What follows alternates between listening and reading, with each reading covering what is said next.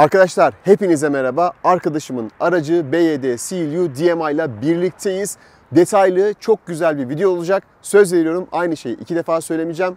Ama video uzun olacak gibi duruyor. Videoya başlamadan önce kanala abone olmayı unutmayın diyorum ve hemen size anahtar tasarımından bahsedeyim ve anahtarın özelliklerini de anlatayım. Araca yaklaştığımızda kapılarını açmıyor, uzaklaştığımızda kapılarını kilitlemiyor. Fakat kapılar kilitliyse size bir karşılama yapıyor. Aracın camlarını açabiliyorsunuz fakat sadece ön camlar az önce açılmıştı. Bu sefer 4 açıldı. Ha güzel.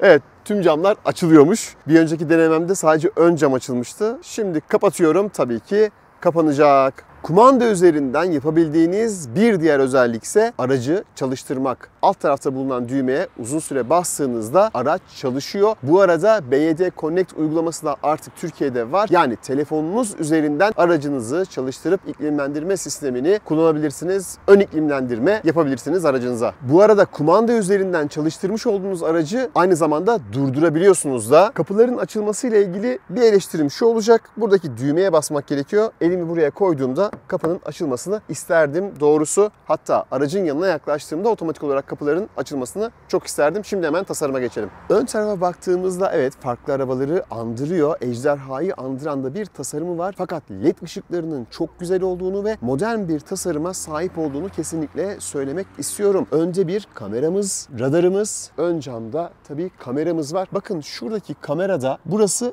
kapalı. Sürüşünüzü kaydetmek istiyorsanız buraya bir kamera alıp daha sonra içeriden tesisat çekebilirsiniz. Burada bir hava girişimiz bulunmazken ön tarafta tabii ki park sensörümüz bulunuyor. Continental Premium Kontak C lastikleri kullanılmış. Lastik ölçümüz 235/50/19. Jant tasarımını da beğendim. Ortasında bakın BYD'nin logosu var. Burada bir hava çıkışı yok fakat yalıtımı güzel yapılmış. Evet, burada herhangi bir sıkıntı yok. NFC ile de aracınızı açıp kapatabiliyorsunuz. Dönüş sinyali aynanın üzerinde. Yine burada bir kameramız bulunuyor. Alt tarafta plastik parçaların kullanılması yine güzel olmuş. Tabii çamurlukların üzerinde her iki tarafta da dodiklerde plastik kullanılmış. Bunlar normal siyah renkte, plastik renginde. Camların etrafında güzel alüminyum parçalar var ve üst tavan rayının da alüminyum olduğunu görüyorum. Arka tarafta da güzel bir köpek balığı antenim bulunuyor ve tabii ki kocaman bir sunroofum var. Depomuz tam 60 litre ve bayağı büyük,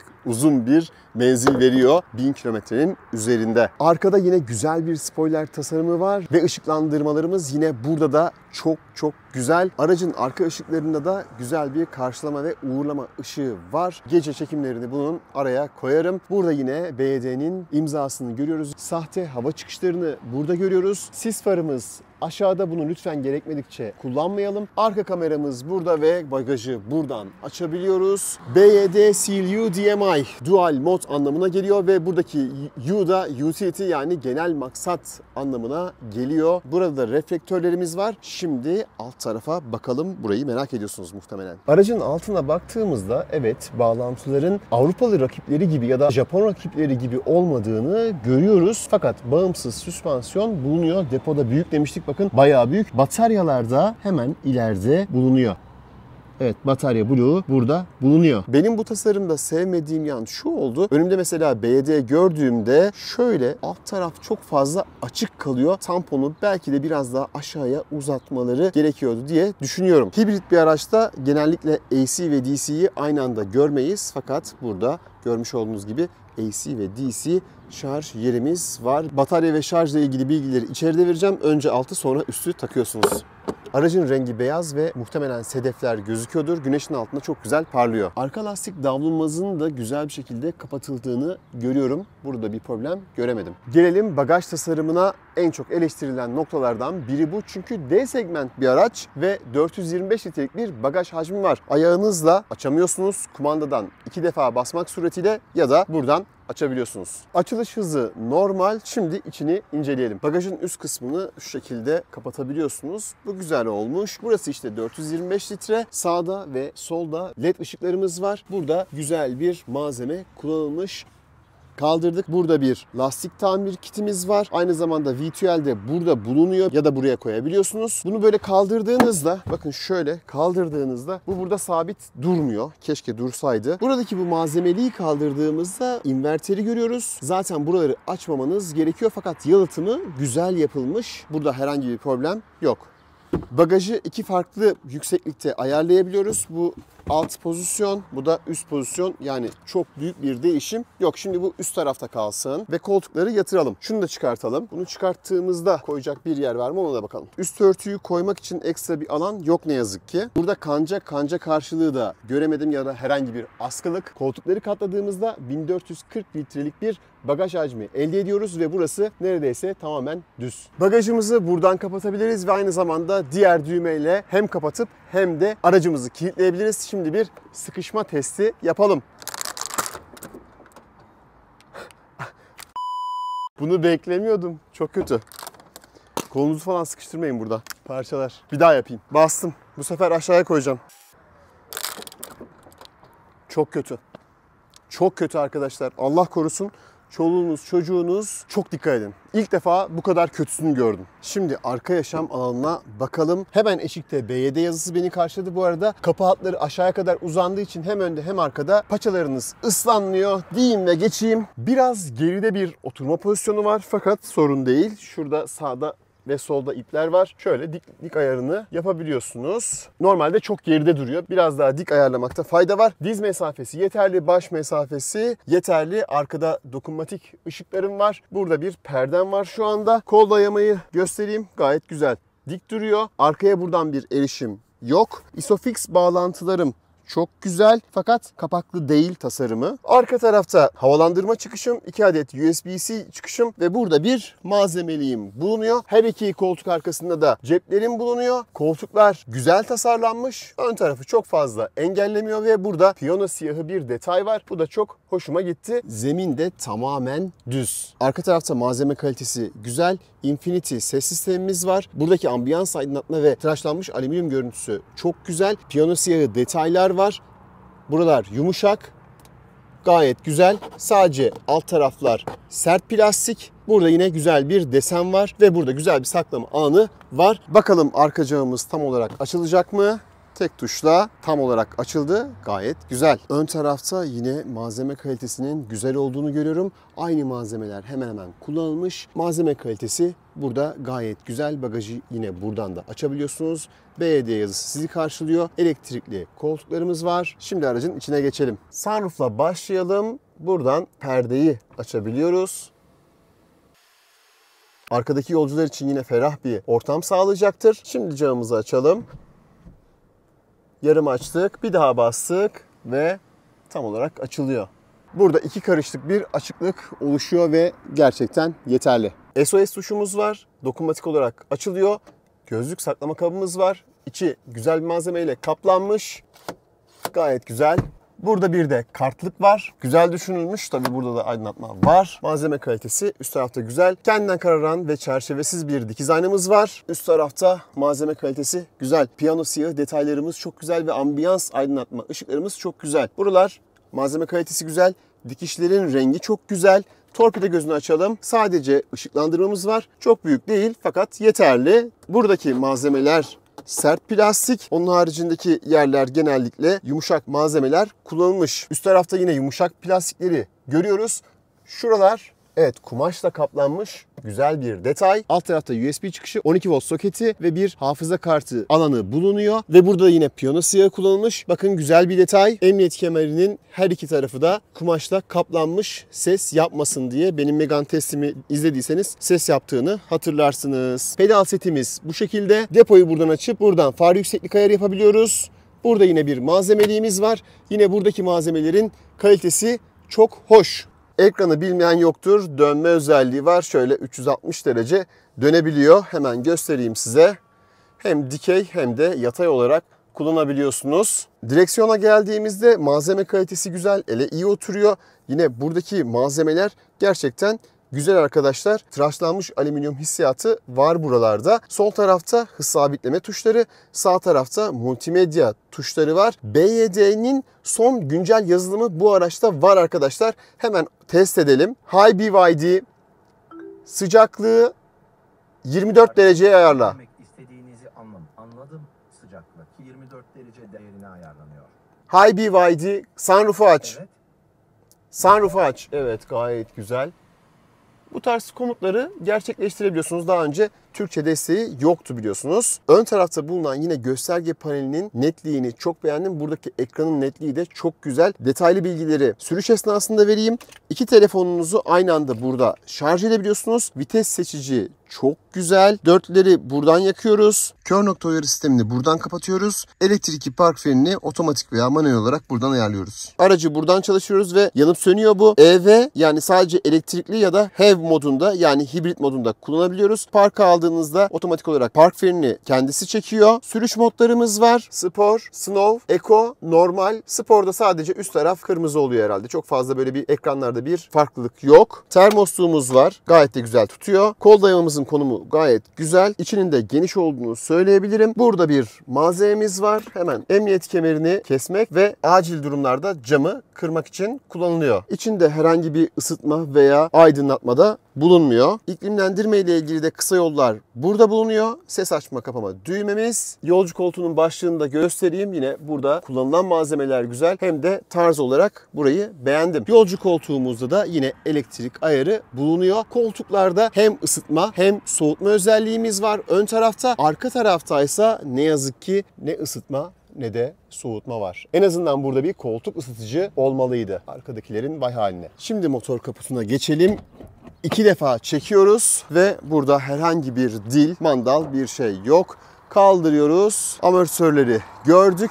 Üst tarafta yalıtım malzememiz var. Alt tarafta yine yalıtım malzememiz var. 8'i bir arada ünitemiz burada yer alıyor. Hem içten yanmalı motor hem de elektrik ünitesi burada bulunuyor. Şöyle göstereyim size. Bence herhangi bir sıkıntı yok burada. Sadece işçilik kusurları olarak bakın şurada macun akmış. Bunu gördüm. Bu tarz işçilik kusurları var. Tabii bunlar keşke olmasaydı diyeceğim şeyler. Onun haricinde şöyle ön tarafa da bakalım. Kablolamayla ilgili de bakın şurada sıkıntı gördüm. Yani bunlar açık kalmış. Motoru çalıştıramıyorum. Hibrit olduğu için sürüşe geçelim.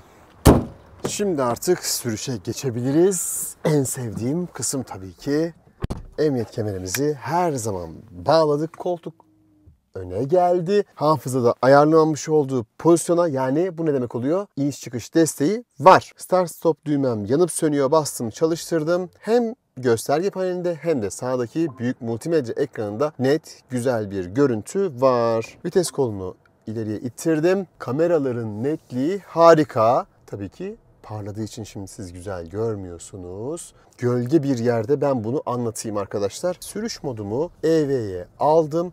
Şu anda şarjım %66. Yol bilgisayarı verilerini de biraz sonra hem size gösteririm, daha sonra da onları sıfırlarım. Şimdi yukarıya doğru çıkıyoruz. Evet, elektrikli ve benzinli bir motor var. Şu an gaz pedalının altında elektrikli motor.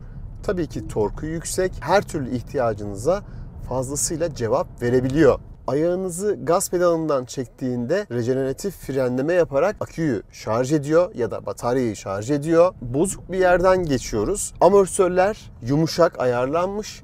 Üst tarafta evet sunroof ses yapıyor. Perde de yapıyordu biraz. Sunroof'ta ses yapıyor. Trim sesi yapıyor. Onun haricinde araç sessiz. Koltukların tutuşunu beğendim. Ben en alt pozisyonuna ayarladım kendimi. En alt pozisyonda olmama rağmen kaputu görebiliyorum. SUV bir araç olduğunu düşünürsek bunun da normal olduğunu söyleyebilirim. Direksiyon şehir içerisinde çok yumuşak. Yani ne anlama geliyor? Konforlu bir sürüş size vaat ediyor. Amortisör sistemi de İzole, öyle çok fazla amortisör sesi gelmiyor kesinlikle. Bu arada gözlüğümü de çıkartayım. Ön tarafta head-up display çok güzel. Konumlandırılması çok güzel. Verdiği bilgiler çok güzel. Bende böyle bir sorun var herhalde. Hafiften böyle bir sola yatmış gibi duruyor. Tam böyle ufkiyeti biraz bozuk. Onun haricinde her şey olması gerektiği gibi. Ayağımı şu anda ne gaza basıyorum ne frene basıyorum. 40 kilometre, 42 kilometre rejeneratif frenleme yapıyor. Eksi 12, 13, 14 olarak görüyorum burada. Yani şarj ediyorum aracı. Bataryam 62, 63 oldu. Benzin ile gideceğimiz menzilde 469 kilometre. Ayağınızı her gazdan çekişinizde rejeneratif frenlemeyi ayarlıyor. Burada eksi 8, eksi 9 ne kadar şarj ettiğini, ne kadarlık bir güçle şarj ettiğini gösteriyor. Frene mesela basıyorum şu anda. Eksi 24'e kadar çıktı. Böylelikle fren bataryanızı da daha az kullanmış oluyorsunuz. Kapalı otoparka geldim. Güneşten her türlü etkileniyorduk. 360 derece kamera sistemi çok güzel. Aracın üzerine basarsanız altını da görebiliyorsunuz. Yaklaştığınızda bakın şurada 110 santim, 80 santim ne kadar yaklaştıysanız onu gösteriyor. 360 derece görebiliyoruz. Şimdi sol tekerleğe bakalım. Sol tekerlek, ön, arka ve hem sağ hem sol. İki tarafı da bakın burada görebiliyorsunuz. Çok güzel ve 3 boyutlu olarak da aracı görebiliyorsunuz. Bakın selektör yaptım, sinyal verdim. Onları da burada gösteriyor. Güzel oyuncaklar var. Frene bastım, çektim. Bakın. Onu gösteriyor. Hadi zorlayacağım ya. Sis farını yaktım. Vay be, onu bile gösterdi. Helal olsun. Bu arada bu tasarım yeni güncel tasarım. Şöyle göstereyim size. Ana menü üzerinden şöyle aşağıya indirdiğinizde burada kısa yolları atayabiliyorsunuz. Güzel düşünülmüş ve kullanışlı bir tablo var burada iPhone'da olduğu gibi diyelim. Ana ekrana geldiğimizde burada kişiselleştirebileceğimiz şeyler var ve burada güzel şey şu: aracı stop ederseniz eğer, parka alırsanız bakın YouTube aktif oldu. Burada YouTube videolarınızı izleyebiliyorsunuz. Araç ayarlarına geçelim. Ayarlara bastım. Ambiyans ışıklarını buradan ayarlayabiliyoruz. Çok güzel. Kilitler var. Bagaj kapısının açılma yüksekliğini buradan ayarlayabiliyorsunuz. Pencereleri yağmurlu havada camı otomatik olarak kapama. Güzel. Dijital anahtar varsa burada oluşturuyorsunuz. Enerji ekranına geldiğimizde şimdi burada önemli bir ayar var arkadaşlar. Soç ayarı. Bakın bu %70 olmalı. Araç şarj olduktan sonra bu otomatik olarak %30'a geliyor arkadaşlar. Ve siz bunu %70'e alıp burada save etmeniz lazım, yani kaydetmeniz lazım ve save modu EV arızası diyor. Burada bir çeviri hatası var muhtemelen. Bunu da aktif olarak kullanmamız gerekiyor. Böylelikle mesela dün biz bunu kaydettik. Bugünkü sürüşte herhangi bir sıkıntı yaşamadık. Diğer menümüz şarj, deşarj. Bu menü üzerinden ne zaman şarja başlayacak, ne zaman kapatacak, bunu ayarlayabiliyorsunuz. Enerji tüketimine geldiğimizde de ne kadar enerji tüketmişiz bunu görüyoruz. Toplamda 408 litre yakıt almış bu araç. 118 kW şarj olmuş. 19 saat kullanılmış. Ortalama hızı 49 kilometreymiş. Bu veriler doğrultusunda toplam aracın kilometresi 4867. Ortalama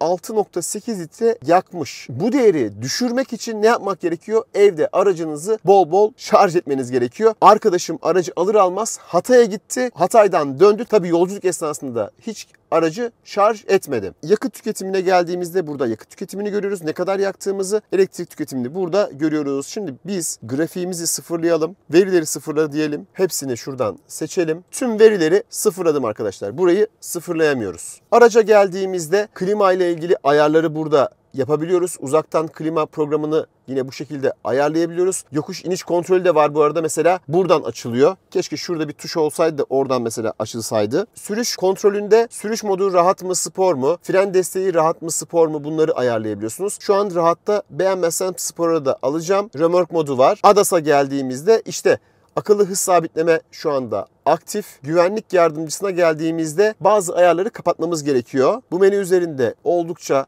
fazla seçenek var. Hız sınırı değişikliği, sesi uyarısı. Kapattım onu. Akıllı hız limit bilgisi. Bunu da kapattım. Tamam dedim. TSR diyor. Bu neyse onu bilemedim. Evet, bunu kapattığımda hepsi kapanıyor. Demek ki iyi bir şey yaptım. Yani hız sınırı uyarısını kapatmak istiyordum. Sisteme geldiğimizde Bluetooth, Wi-Fi, kişisel erişim noktası gibi bağlantılarınızı buradan yapıyorsunuz. Klima düğmesine bastığınız zaman klima ayarlarımızı, koltuk ayarlarına geldiğinizde direksiyon ısıtmayı, koltuk ısıtmayı buradan ayrı ayrı ayarlayabiliyoruz. Hava temizleme özelliğimiz var. İçerideki havayı temizliyor. Klimaya tekrar geldiğimizde şöyle bir güzellik var. Böyle normal mesela sıcaklığı değiştirebiliriz. Buradan da fanı ayarlayabiliriz. Fakat mesela başka bir menüdeyiz. Ana menüdeyiz. 3 parmağımızla yukarıya doğru aldığımızda ya da aşağı doğru aldığımızda derece çıkıyor. Bu şekilde ayarlama yapabiliriz. Fan sıcaklığında 3 parmakla yine bu sefer sağdan sola yapamadım. Şöyle yapayım mesela. Evet, sağdan sola ayarlamak suretiyle mesela maksimum aldım. Bu şekilde fan hızını ayarlayabiliyoruz. Dışarıdan havayı almak önemli. Bu yapma problemi olabiliyor. Bölünmüş ekran özelliği var. BYD Store'a girip burada işte daha sonra başka uygulamalar da gelecek. Onları da buradan indirip alabiliyorsunuz gibi pek çok kullanışlı özellik var. Şimdi ben telefonumu bağlayacağım. Apple CarPlay'e de kablosuz olarak bağlanabiliyoruz. Ben şu anda bağlandım ve harika, çok net bir görüntü var burada. Peki şunu deneyelim. Ekranı dik yapalım. Döndürme desteklenmiyor diyor. Apple CarPlay'i dikey modda kullanamıyoruz. Yatay modda sadece kullanabiliyoruz. Evet, şimdi park yerinden çıkalım. Arkadaşlar burası kapalı bir alan olmasına rağmen görüntü çok güzel. Yani aracı anlatırken çok da fazla böyle ekran ayarlarına, menülerine girmek istemedim arkadaşlar. Korna çalmıyor mu? Evet, biraz kornası zor çalıyormuş. Ya da ben alışık değilim. Fren hissiyatı güzel değil. Çok derine gidiyor. Onun ayarını da birazdan değiştiririm. En azından spora alırım. Hemen ses sistemini bir dinleyelim ve yorumlayalım. Ses sistemini şöyle özetleyeyim. İyi bir ses sistemi var. Çok iyi değil. Baslar, tizler böyle içinizde hissetmiyorsunuz. Ama evet, bir ses sistemi var. Kendini belli ediyor. Sınıf standartlarının bir tık üstünde. Ön taraftaki ekranda lastik basınçlarının farklı olduğunu burada görüyorum ve muhtemelen bu ekran sürekli karşıma çıkacak. İleride lastik basınçlarımıza bakarız. Şimdi biz hız sabitlememizi açalım. İlk defa kullanıyorum bu aracı. Sol tarafa bastım. Direksiyon yardımını açtım. Müdahaleleri biraz sert gibi ama en azından şeridi güzel ortalıyor. Ara ara böyle tutmanızı istiyor. Sadece bakın şöyle elimi üzerine koysam onun için yeterli. Bakalım virajı dönecek mi? Yok, dönemedi. Ya da benden ötürü de olabilir. Tekrar deniyorum. Evet, direksiyonu şu anda tuttu, şeridi gördü. Önüme araç geldi, yavaşladı. Bu da yavaşlıyor. Sağ viraj var. Virajı aldı. Çok güzel. Evet, öndeki araç fren yaptı. O da fren yaptı. Sola dönüyoruz. Evet. Çok güzel. Çok güzel. Biraz burada destek oldum. Biraz destek oldum çünkü çok iyi orayı toparlayamadı. Kendisi yolu bulmak için sürekli böyle çabalıyor. Sizin istediğiniz yerden de çok fazla gitmek istemiyor gibi böyle. Biraz daha düşük süratlerde deneyelim şimdi. Hızınızı azalttığınızda böyle fren yapıyor. Yani rejeneratif enerjiyi kullanarak bunu yapıyor. Şuradan da sağ taraftan evet, yolun ne tarafında olduğumuzu bakın burada görebilirsiniz. Çizgiyi güzel takip etti.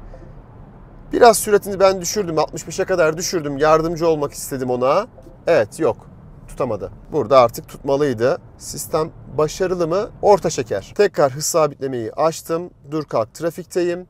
Ön tarafı takip ediyor. Sola sinyal verdim. Tabii o öndeki araca odaklandığı için o şekilde gidiyoruz. Evet, öndeki araç durdu. Evet, neredeyse durmuştu. O da kendi aracımızla o şekilde devam etti. Güzel. Takip mesafesini şuradan kısayım. En düşük seviyeye aldım. Tekrar hız sabitlemeyi açtım. Geldi, durdu. Evet, görevini hareket etti. Dur kalk özelliği var ve güzel çalışıyor. Batarya kapasitem 53'e düştü. Enerji menüsünü açalım. Şu an mesela sadece bataryalar ile gidiyorum. Onu gösteriyor. Soç ayarında biz %70 yapmıştık. Fakat %53'e düştü. EV modda muhtemelen olduğumuz için bu şekilde devam ediyor. Benim amacım biraz da burada EV modda özellikle şehir içinde gitmek. Evet, hibrit moda aldım. Mesela şu anda içten yanmalı motor da çalıştı. Bakın sesi de geldi. Bataryayı şu anda şarj ediyor. EV modunu aldım. İçten yanmalı motor şu an çalışmıyor. Şehir içerisinde elektrikli olarak bir yerden bir yere seyahat etme imkanınız var. Bu aracın 3 tane çalışma modu var. 1. Sadece elektrik moduyla çalışma. Yani EV şu an yapmış olduğumuz sürüş. 2. Hibrit modu. Batarya gücü SOH değerinin altına indiğinde benzinli motor menzili uzatmak için otomatik olarak devreye girer ve jeneratör görevi yapar ve bataryayı şarj eder. 3. modumuzda şu şekilde içten yanmalı motor elektrik üretiyor, tekerleklere tahrik gücü veriyor ve tabii ki bataryalarla elektrik motoru, yani toplamda 3 güç ön lastiklerde buluşmuş oluyor. Nasıl oldu 3? Motorun mekanik gücü, motorun jeneratör olarak kullanılması ve bataryaların yine motoru destekleyerek güç üretmesi. Umarım anlatabilmişimdir. Biraz karmaşık bir sistem. Şimdi arkadaşlar birkaç not aldım. Blade tip batarya kullanılıyor. Yani diklemesine yerleştirilmiş, az yer kaplayan bataryalar bunlar. Bataryamız 18.3 kWh bir kapasiteye sahip. Elektrikli motorumuz 197 beygir güç veriyor ve 300 Nm'de torka sahip. Elektrikli motor ve benzinli motor birleştiğinde toplamda 218 beygirlik bir güce ulaşmış oluyoruz. Menzili, depoyu 60 litre doldurursanız ve şarj ederseniz aracınızı 1080 kilometrelik yol yapabilirsiniz. Motor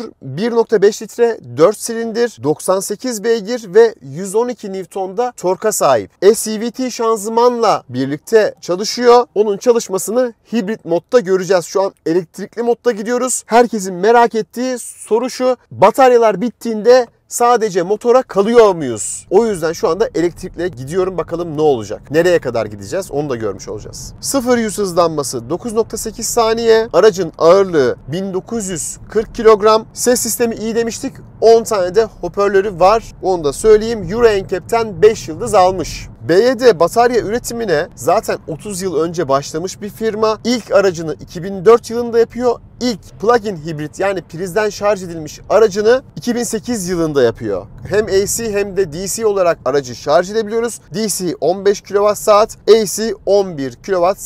V2L, yani Vehicle to Load özelliği var. Yani bu ne demek? Dışarıdasınız, mangal yapıyorsunuz, elektrikli bir aletiniz var. Onu da kullanmak istiyorsunuz. Aracın bataryasını 220 volta dönüştürüp alabilirsiniz. 4 tane soketi var. Fakat aldığım bilgiler doğrultusunda yeni araçlarda V2L verilmiyormuş. Sadece şarj kablosu veriliyormuş. Motorun termal verimliliği de %43. Atkinson çevrimiyle çalışıyor. Frenlemeyi çok beğenmedim. Şöyle ki bazen çok az bastığımda hemen tutuyor. Bazen çok daha fazla basmam gerekiyor. Bu rejeneratif frenleme ile mekanik frenlemenin ayarını güzel yapamamışlar. Ben onun en azından hissiyat olarak her zaman iyi hissetmiyorum. Evet, hala elektrikli modda gidiyoruz. Bataryamız %50'ye düştü. Benzinli motoru kullanmıyoruz. Şehir içi trafikte hemen özetleyeceksek, kamera sistemleriyle çok güzel. Park yardımı çok başarılı. Oturma pozisyonuyla araca hakimsiniz. Direksiyon yumuşak. Park manevraları için bu güzel haber. Amortisör sistemi konforlu. Elektrikli modla gittiğiniz zaman zaten ses yok. Biraz yukarıda trim sesi var. Kör nokta uyarı sistemi çok güzel çalışıyor. Eğer kapılar açıksa ve arkadan bir araç geliyorsa sizi uyarıyor, şoförü uyarıyor ya da içeridekileri uyarıyor. Hatta dün ben kendim böyle araca hızlı yaklaştım. Beni araç olarak algıladı. Orada da bana bir uyarı verdi. Lütfen kapıyı açarken arkadan gelen arabalara dikkat edin. Direksiyon üzerinden hemen tek tuşla kameraları açmak yine güzel bir özellik. Bataryamız %49'a düştü. Hiç benzin harcamadık bu arada. Şurada kulakçıklar olsaydı onu istedim. Yani rejeneratif frenlemenin şiddetini ayarlayabilmiş olsaydım mesela, onu çok isterdim. Ön taraftaki araçta olan en azından mesafemi ayarlardım ya da radarlı bir sistem olmuş olsa güzel olurdu. 16.6 kWh tüketmişiz. İyi bir değer. Yani bunu şöyle hesaplayalım şimdi. 18 kW'lık bir bataryamız vardı. Bataryayı hani tamamen bitiremiyoruzdur muhtemelen. 80 kilometrelik bir şehir içi menzili size sunacaktır. Bastım gaza. Sadece elektrik motoruyla gidiyorum. Evet, ne oldu? Benzinli motor da devreye girdi. Hayır, ben sadece elektrikle gitmek istiyordum derseniz ne oluyor? Demek ki güç yetmiyor, elektrik gücü yetmiyor ve benzinli motor, içten yanmalı motor jeneratör olarak çalışmaya başlıyor. Şimdi enerji yönetimini açalım. Onu buradan bir daha görelim. EV moddayım. Bataryam %47. Bastım gaza. Evet bakın tam gaz yapmamla beraber ne oldu? Hibrit moda otomatik olarak kendisi geçti. Tekrar EV moda şu anda kendisi otomatik olarak geçti. Ben burada basmasam da geçmişti zaten. Şimdi elektrik moduyla yavaş yavaş hızlanıyorum. Bakalım araç kaç kilometre hıza kadar elektrikli motorla gidecek. 120 ile elektrikle gidiyorum. 135'e ayarladım. %42. Evet, batarya devreye girdi. Tekrar çıktı. Hafif çünkü rampa çıkıyordu. EV mod devam ediyor. 140'a aldım. Evet, tekrar motor devreye girdi. Çünkü gücü yetmiyor arkadaşlar. Her ne kadar ben EV modda olsam da gücü yetmiyor. Dik bayır çıkarken içten yanmalı motoru çalıştırıyor. Mesela burası bayır aşağı şöyle son 150'ye kadar hız sabitleme açılabiliyormuş. 150'ye aldım. İçten yanmalı motor çalışıyor. Bayır aşağı geldi. Bakın şu anda az önce söylemiş olduğum moda geçti. Mekanik güç de veriyor lastiklere. Şu an hem akü hem de jeneratörle yani içten yanmalı motorla gidiyorum. 150 ile gidiyorum. Bataryam 36'ya düştü. Biraz daha gaza basarsam, tam gaz yaptım şu anda mesela. Hala da bu ikisiyle gidiyorum. 173'e geldim. Burası son hız. Evet, burada bile tabii biraz burası bayır aşağı. Herhangi bir motorun mekanik bir güce ihtiyaç duymadı. Burada evet şu an ihtiyaç duydu. Muhtemelen o da bataryanın azalmasından kaynaklı. Evet, hafiften böyle bir silkeleme yaptı gazı çektiğimde. Burada lastik basınçlarımıza bakacağız. Frenle birlikte şarj ediyor. %36 oldu. Süzülmesini sağlıyorum. Böylelikle tekerlekler döndükçe elektrik üretiyor. %37 oldu. Şimdi lastik basınçlarımızı ayarlayalım. Kabin ses ölçümlerimizi yapalım. Bu araçta şöyle bir şey yapacağız. Hem elektrikli hem de hibrit ayrı ayrı verileri sizlerle paylaşacağım. 90 elektrikli mod 53 desibel, hibrit mod 54 desibel, 100 elektrikli mod 55 desibel, hibrit mod 55 desibel, 110 elektrik modu 56 desibel, hibrit mod 57 desibel, 120 elektrikli mod 58 desibel, hibrit mod 58 desibel. Hızlanalım. Bakalım elektrikle, sadece elektrikle ne kadar hem hızlanacağız hem de rüzgar sesini görmüş oluruz. Evet, rüzgar sesi 130'da da var. Zaten 120'de vardı. Bu arada lastik basınçlarını düzelttikten sonra öndeki ekranda o sürekli lastik basınç ve sıcaklığını gösteren ekran gitti. Demek ki bir bozukluk vardı ki bu sürekli karşıma çıkıyordu. Bu da güzel bir güvenlik önlemi. Sadece elektrik ile 145-146 yapıyorum. Hafiften bir rampa tırmanıyorum. Rüzgar sesi var. Biraz daha böyle gaza bastım. Artık böyle hızlanamıyor gibi hissediyorum. Burada böyle bir yerlerde kaldı. Biraz daha bassam muhtemelen içten yanmalı motor devreye girecek. Şimdi aracın hem biraz dinamiklerini görelim hem de evet gayet güzel 97-96. Evet yeterli. Sonuçta bu bir aile otomobili. Bence yeterli performansı sunuyor arkadaşlar. Burada tekrar tam gaz bastım. Evet, tam gaz bastığınızda hemen içten yanmalı motor da çalışıyor ve artık bataryayı da şarj ediyor. Çektim, motor sustu. Bastım, sadece elektrikle gidiyorum. Fren. Evet. Mesela şu an fren daha iyi.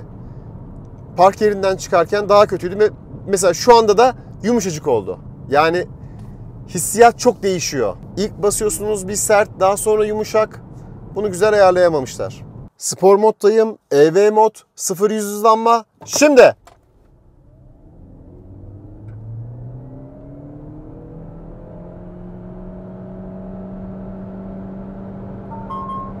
...8.46 saniye gayet iyi. Hibrit moddayız. 0-100 hızlanma. Şimdi.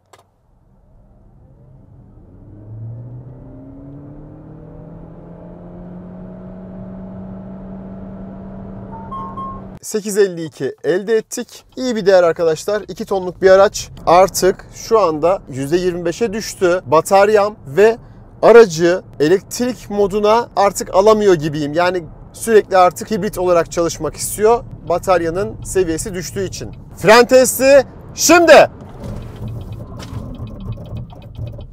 Çok güzel durdu. Dörtlerini yaktı. Araç öne doğru bayağı bir esneme yaptı. 37 metre. Yine iyi bir değer. Zaten 40 metrenin altı iyi biliyorsunuz arkadaşlar. EV moduna tekrar almaya çalışıyorum. Artık EV ile gidemiyorum. Ne oldu? Motora kaldım. Yani kötü senaryoyu denememi istiyordunuz ya. Şu an kötü senaryodayız. Ne kadar kötü olabilir onu göreceğiz. Hala araba güzel gidiyor. Bakın jeneratör olarak kullanılıyor. Bataryam %23'e düştü. Tekrar %24 oldu. Ayağımı çektiğim an şarj oluyor. Evet, kırmızıda geldim, durdum. Motorum hala çalışmaya devam ediyor. Evet, biraz sesi var. Şu an sustu. %25. Tekrar gaza bastım. Elektrikle gidiyorum. Jeneratör olarak çalışıyor. Hızlanması iyi. Herhangi bir sıkıntı yok. Motor üst devre çıktı. Daha da bastım. Hala hızlanıyor. Bataryam da şu an bakıyorum %23 hala koruyor. %22'ye düştü. 120'leri görmüştüm. Şimdi tekrar bayır aşağı iniyorum. %24'e çıktı. Hem tekerlekler bataryayı şarj ediyor hem de motor jeneratör olarak çalışıyor. Artık motor daha fazla devrede. %25'te şu anda. Az önce %26 idi. Gaza bastım hemen %25'e düştü. Şu an jeneratör şarj ediyor bataryayı. Motor tekerleklere güç iletmiyor. Mekaniki bir güç iletmiyor. Hala çok iyi bir hızlanma var.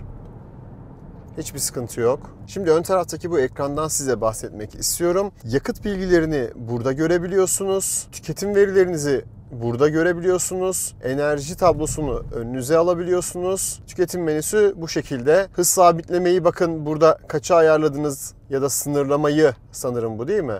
Evet, onu görebiliyorsunuz. İlginç bir özellik. Sağ tarafa yine geldiğinizde farklı ekranlar, farklı temalar tasarlayabiliyorsunuz. Mesela şu anda daha farklı bir temaya geçti. Yan tarafa geldim. Burada bakın sıcaklığı ayarlayabiliyorsunuz. Bu da güzel. Hiç buradaki ekranı kullanmadan direksiyon üzerinden aracın sıcaklığını ayarlayabiliyorsunuz. Fan hızınızı buradan değiştirebiliyorsunuz. Çok farklı menülere buradan erişim var. 80'e mi son hızı aldım? Onu tam anlayamadım. Bir deneyelim onu. Orada 80 çıkmıştı. OK'ye basmıştım. Hız sabitleme değil, hız sınırlamanın uyarısı burada geldi. Onu kaldırırım şimdi. Fren ayarını şimdi değiştireceğim. Araca geldim. Sürüş kontrolü, fren spor diyeceğim şimdi. Evet dedim. Bakalım hissiyat olarak ne değişecek? Bu arada aracı durdurup çalıştırdığım için hemen ADAS sistemleri tekrar açıldı. TSR'yi kapattığınızda güvenlik uyarısı, hız uyarısı gelmiyor. Bayır yukarı çıkıyoruz. Çekiş yeterli. Motor bağırıyor. Ama böyle rahatsız eden bir ses bence yok. Hibrit bir arabadan beklentiniz neyse onu veriyor size arkadaşlar. Lastik basınçları ile ilgili tekrar sorun oluştu herhalde. Bu ekran tekrar önüme geldi. Muhtemelen sebebi bu olsa gerek. Biz buradan enerji tüketim ekranımızı açalım. Evet, bakın şu anda motor mekanik olarak tekerleklere bir güç de iletiyor. Yani 98 beygire kalma durumu var ya, acaba hani onu yaşar mısınız? Bence yaşamazsınız. Çünkü neden? Jeneratör sürekli bataryayı dolduruyor arkadaşlar. Ya da motor sadece mekanik güce kalacak kadar aküleri bitirmiyor. Tam gaz oturdum. Gayet güzel gidiyor.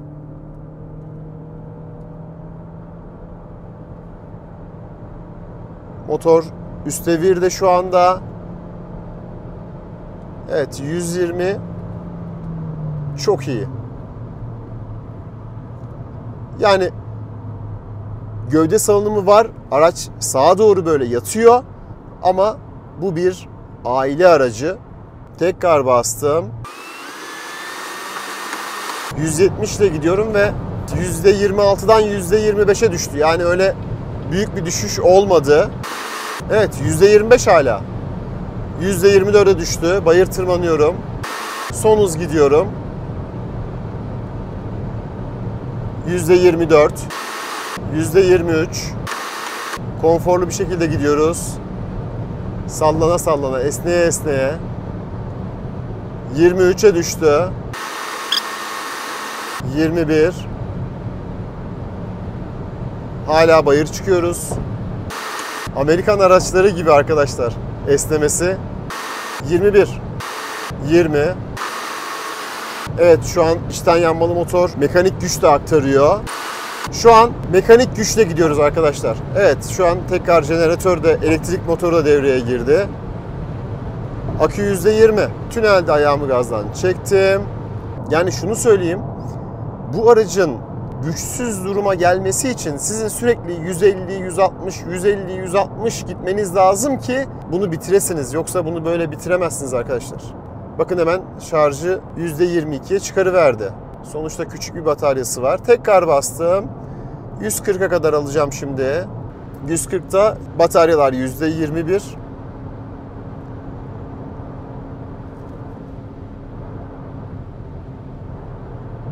%22'ye bile çıktı. Yani 140'ta bataryayı fazlasıyla şarj edebiliyor. Güzel. Evet, tekrar bastım. %22'deyim. 21, 20. Şimdi bayır tırmanacağız. Bu esnemesini ben çok beğenmedim açıkçası ama yani konforlu. Diğer kameralar kapandı. Şuradan göstereyim. Uzun bir süre 170'te geldim. %15'e düştü. Hiçbir güçten düşme olmadı. %14'e düştü şu anda. Tam gaz gidiyorum yani arkadaşlar. %13. %13'te kaldı batarya. Motorda destek oluyor.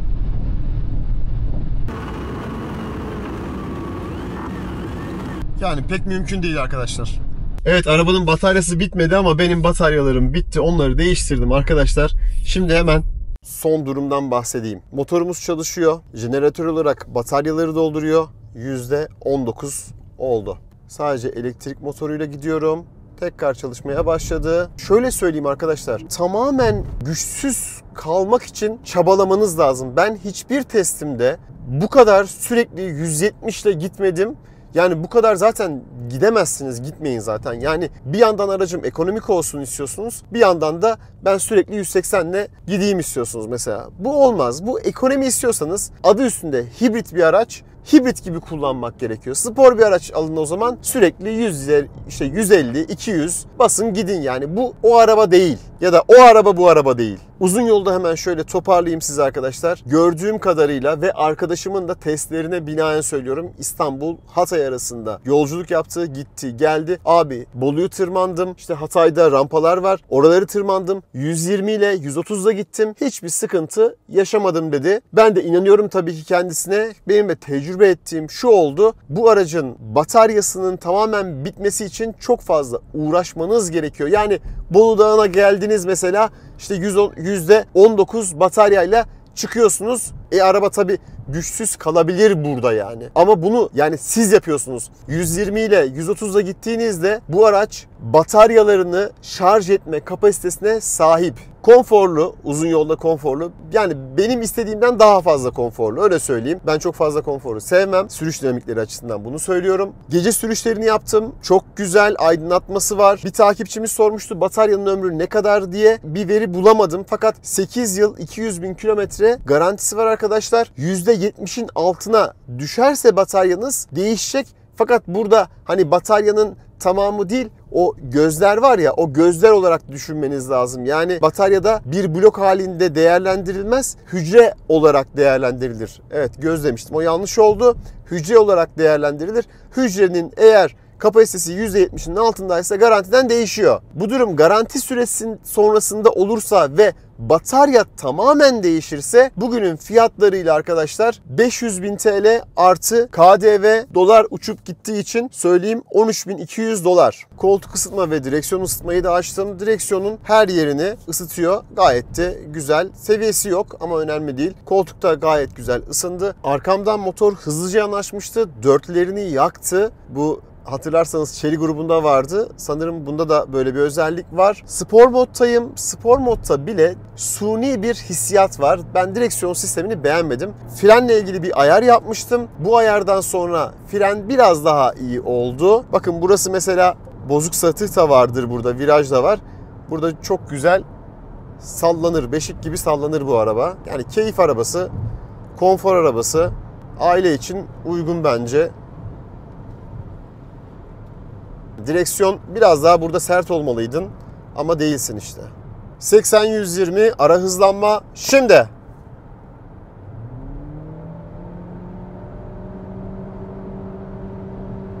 ...6.78 saniye.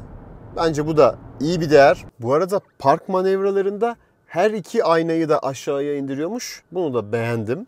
Gelelim tüketimimize. Ne yakmışız bu zamana kadar? Fazlasıyla tüketim yapmak istediğim bir test oldu arkadaşlar. Yani normal sürüş standartlarının çok üzerinde bir sürüş yaptım. Neden? İşte bu durumu göstereyim diye ama gerçekten bunu gösteremedim. Böyle olduğu halde bile 8.6 litrelik yakıt tüketmişiz. 2.2 saattir kullanıyormuşum aracı. Ortalama hızım 46 kilometreymiş. Tüketim anlamında bu aracı kendi evinizde şarj ederseniz zaten gördünüz Riva'ya kadar neredeyse hiç yakıt tüketmeden gitmiştik. Uzun yolda da 5 litreleri çok rahat yakalarsınız. 110-120 bandında aracınızı kullanırsanız. Çok aşırı süratli kullanırsanız tabii ki yakar.